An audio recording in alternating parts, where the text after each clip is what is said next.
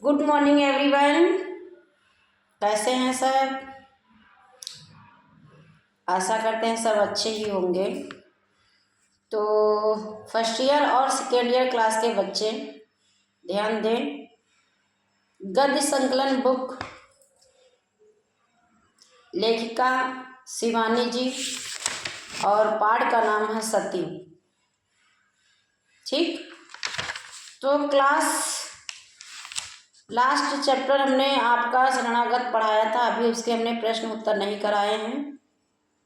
आज ये चैप्टर पढ़ा देते हैं, उसके बाद हम शरणागत के प्रश्न उत्तर कराएंगे। ठीक है, तो पहले आप शिवानी जी का जीवन परिचय पढ़ेंगे, फिर गद्यांश के आधार पर आप जो है पैराग्राफ पढ़ेंगे। तो क्लास अगर किसी को कुछ भी डाउट है, कुछ भी हिंदी से संबंधित, तो आप बिना संकोच आप पूछ सकते हैं। चाहे तो आप हमारे YouTube चैनल पर या हमें व्हाट्सएप करके पूछ सकते हैं।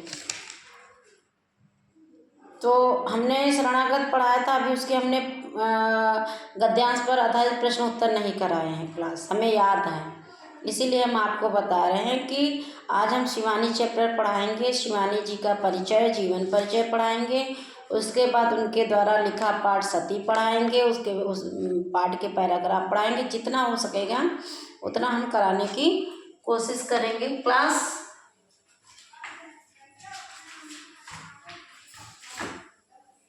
आप सभी बच्चे जो हैं फटाफट प्रेजेंट हो जाएं। शिवानी, ठीक ना, शिवानी जी। शिवानी का वास्तविक नाम गौरा पंत था। ये जेंट्स थे क्या? हाँ, जेंट्स लेखक हैं। मुझे लगा कि लेखिका हैं। देखिए, लेखिका हम लेडीज़ को कहते हैं और लेखक हम जेंट्स को कहते हैं। तो शिवानी का वास्तविक नाम गौरा पंत था। अगर थी होता तो हम स्त्रीलिंग समझते, था तो इसका मतलब पुल्लिंग, मतलब पुरुष। जन्म राजकोट गुजरात में 17 अक्टूबर सन 1923 में हुआ था। शांति निकेतन और कोलकाता विश्वविद्यालय में इन्होंने शिक्षा पाई। इनकी कहानियाँ प्रमुख पत्र पत्रिकाओं में प्रकाशित होती रही हैं। शिवानी की मृत्यु 79 वर्ष की आयु में 21 मार्च सन 2003 में हुई थी। तो आप उनके बारे में लिखेंगे और याद भी करेंगे। अब शिवानी जी ने क्या क्या लिखा है? कहानियाँ भी लिखी हैं, उपन्यास भी लिखा है, संस्मरण भी लिखा है। रचनाएं इन्होंने की हैं विषकन्या, करिए छिपा, लाल हवेली, अपराधिनी, पुष्पहार, 4 दिन, कथा संग्रह, 14 फेरे, कैजान, भैरवी कृष्णाकली, मायापुरी, ये इनके उपन्यास। लाल हवेली, करिएछिमा के चील गाड़ी, मधुयामिनी इनकी लोकप्रिय कहानियाँ हैं। इन्होंने अपनी कृतियों में सामाजिक रूढ़ियों तथा आडंबरों पर करारा व्यंग्य किया है। लोग ना जादू टोने में पहले विश्वास ज़्यादा करते थे, अब तो विज्ञान आ गया, अब तो जादू टोना कोई मानता ही नहीं है। भूत प्रेत, पहले लोग बीमार होते थे, उनको कोई बीमारी होती थी तो बाबा के पास जाते थे। बाबा इतनी सी लाल मिर्च क्या करते थे, उनके आगे ऐसे उसमें आग में जलाते थे, और फिर उसके बाद जब वो अपसंखने लगता था मरीज, तो बाबा का कहना था कि अब जो है भूत उतर रहा है ना। तो ये अंधविश्वास, इन सबको इन सब पर करारा प्रहार किया है। सती पाठ है इनका। तो आप समझ गए हैं, शिवानी जी लेखिका नहीं है, लेखक हैं। सारे बच्चे ध्यान से सुनेंगे। गाड़ी ठसाठस भरी थी। ठसाठस मतलब खूब। स्टेशन पर तीर्थ यात्रियों का उफान सा उमड़ रहा था। कहीं भी आप देखते हैं, चाहे कुंभ का मेला ले लीजिए, चाहे कार्तिकी पूर्णिमा का मेला ले लीजिए, चाहे कोई मार्केट ले लीजिए, या दशहरा मेला ले लीजिए, जहाँ भी आप देखेंगे वहाँ आपको भीड़ ही भीड़ नज़र आती है। ये क्यों? ये जनसंख्या बढ़ रही है तीव्र गति से, इसलिए। एक तो माघ की पुण्यतिथि में अद्र कुंभ का मेला, उस समय प्रयाग स्टेशन मैंने रिजर्वेशन स्लिप में अपना नाम ढूंढा और बड़ी तसल्ली से अन्य 3 नामों की सूची देखी। अपना भी देखा और 3 लोगों का और भी देखा। चलिए, तीनों महिलाएं ही थीं।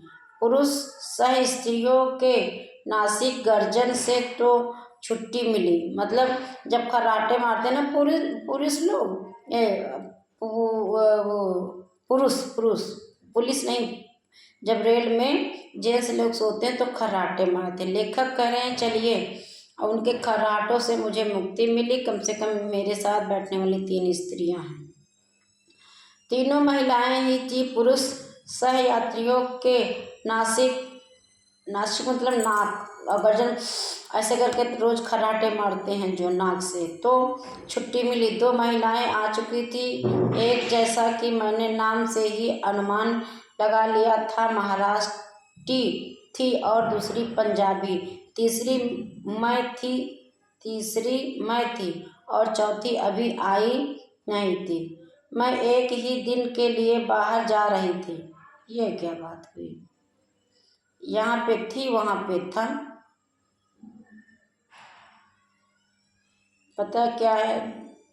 देखिए, इस डाउट को हम दूर करेंगे, ठीक ना। आप लोग भी देख लेना कि शिवानी जी लेखिका हैं या लेखक हैं। वहाँ पे तो था, यहाँ पे थी है। बाहर जा रही थी, इसी से एक छोटा बटुआ ही साथ में था। आसपास बिखरे दोनों महिलाओं के भारी भरकम सूटकेस, स्टील के बॉक्स और मेरू पर्वत से ऊंचे ठसे कसे होलडाल देखकर मैंने अपने को बहुत हल्का फुल्का अनुभव किया। मतलब इतना ज़्यादा खुद पहले और भारी बैग भी लेके चली। वैसे भी मैं सोचती हूँ, अब देखिए यहाँ पर सोचती हूँ मतलब लेखिका आ गई हैं, लेखिका ही सोच रही हैं। और उधर चलिए, जो इसमें लिखा है उसी को हम पढ़ते हैं। सर्च कर लीजिएगा।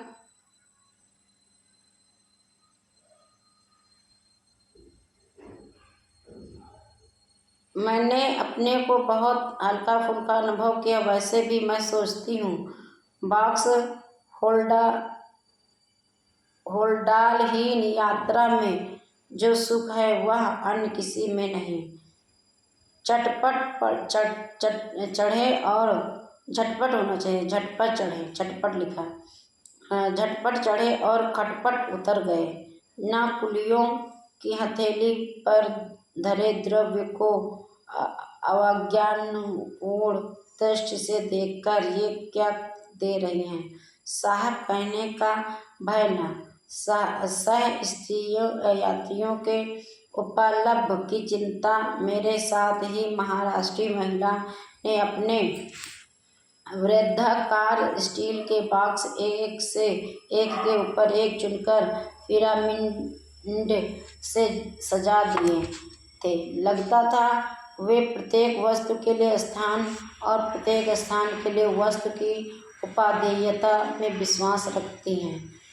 वे स्वयं अपनी बड़ी शालीनता से लेटकर एक सीध में 2 तकिए लगाए एक मराठी पत्रिका पढ़ने में तल्लीन थी। दूसरी पंजाबी महिला के पास एक सूटकेस, टोकरी और बिस्तर भी था, पर तीनों बेतरतीबी से बिखरे पड़े थे। उनका एक सुराहीदार सुराहीदान, जिसकी एक टांग अधिकांश सुराहीदानों की भांति कुछ छोटी थी, बार बार लुढ़काकर उनको परेशान किया जा रहा था। वे बेचारी चश्मा उतार कर रखती, हाथ की जासूसी अंग्रेजी पुस्तक जिसे पढ़ने में उन्हें पर्याप्त रस आ रहा था, आधी का वर्थ पर टिकाती, झुलाकर सुराहीदान ठिकाने से लगाकर जैसे ही हाथ की पुस्तक में रस की डुबकियां लगाती कि सुराहीदान फिर लुढ़क जाता। मुझे उनकी उलझन देखकर बड़ी हंसी आ रही थी। वैसे मैं उनको काफ़ी हद तक दूर कर सकती थी, परेशानी उनकी काफ़ी हद तक दूर कर सकती थी, क्योंकि सुराहीदान मेरे पास ही धरा था। मैं उसकी लंगड़ी टांग को अपने बर्थ से टिकाकर लुढ़कने से रोक सकती थी, पर सुराही को ऐसी बेतुकी गांठ की सवारी में साथ लेकर चलने वालों में से मुझे कभी सहानुभूति नहीं रहती।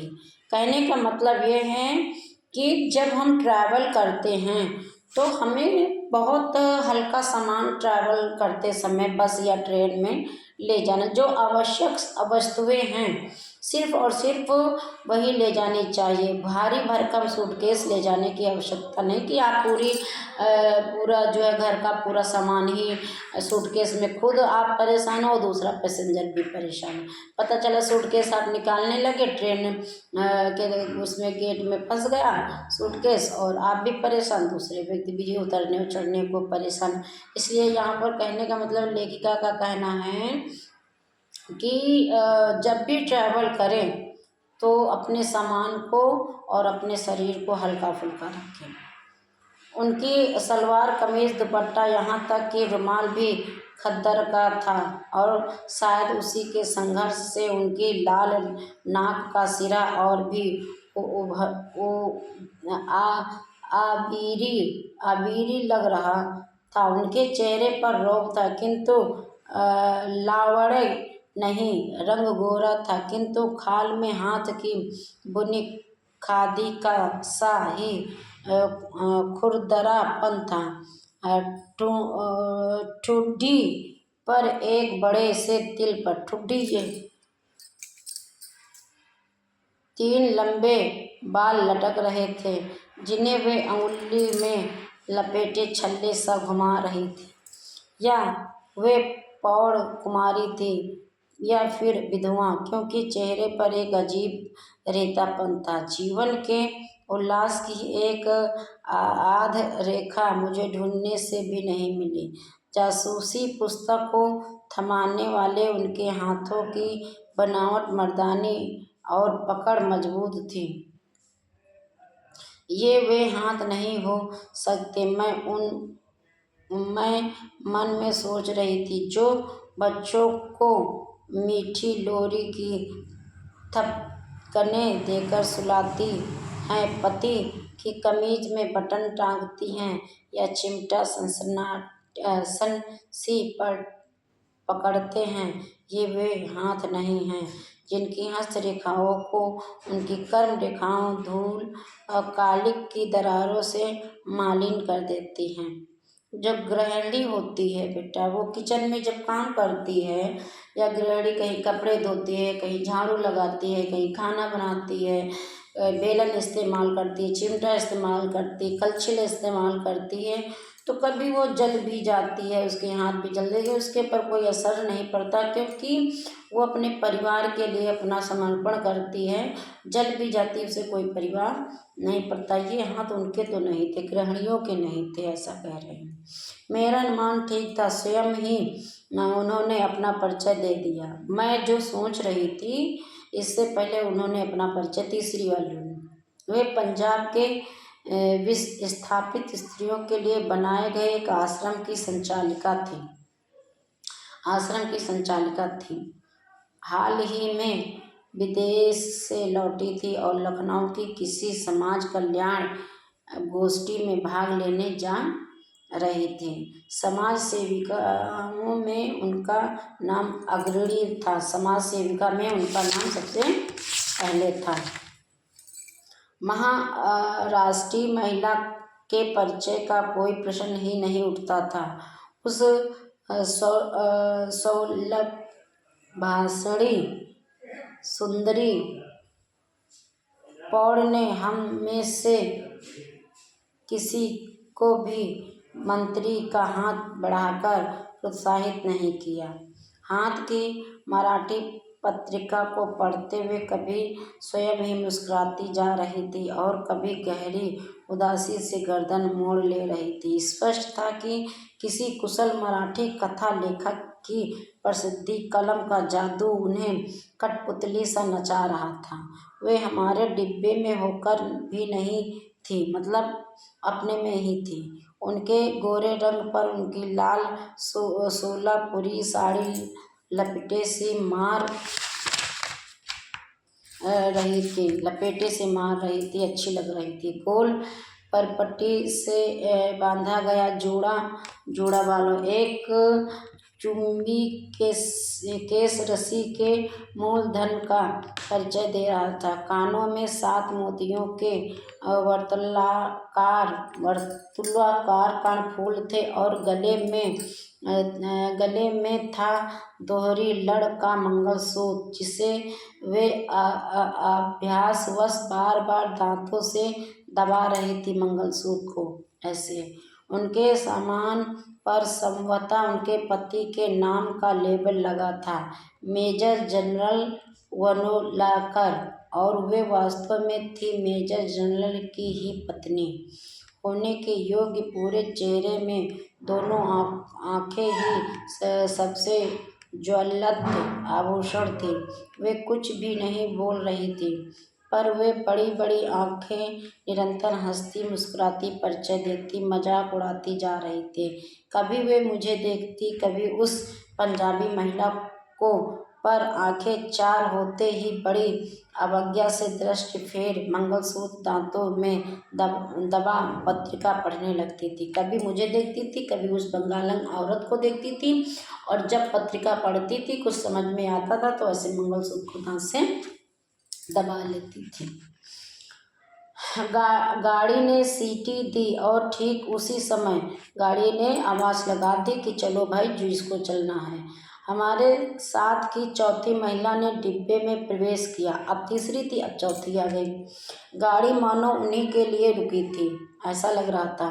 डांट डपट की फुफकारे छोड़ती गाड़ी चली और उसी धक्के के साथ वे महिला फद से सीट पर लुढ़क पड़ी। जब गाड़ी पड़ी तो गिर पड़ी। उनके हाथ में बेंत की बनी एक छोटी सी टोकरी थी। बेंत मतलब बांस होता है, और कांच में चौकोर बटुआ दबा था। कांच मतलब बगल में चौकोर बटुआ दबा था।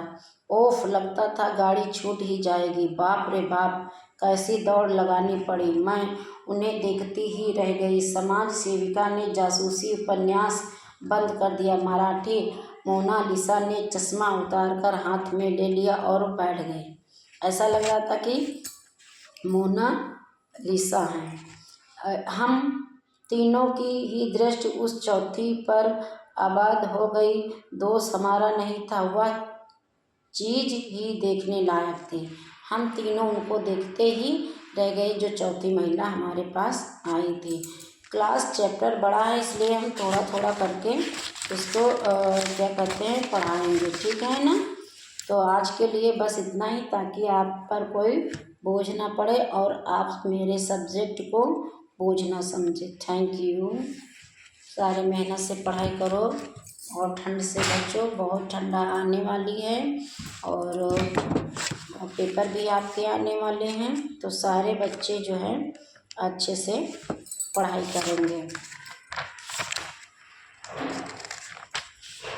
तो बेटा हम लोग पढ़ा रहे थे आपको,